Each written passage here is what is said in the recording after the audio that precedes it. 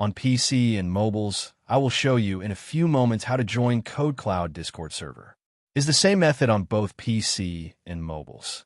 For this, we will open a browser on your PC or mobile. Can be whichever. In my case, I will use Edge. Now click on the URL bar and type this URL to be able to join this Discord server.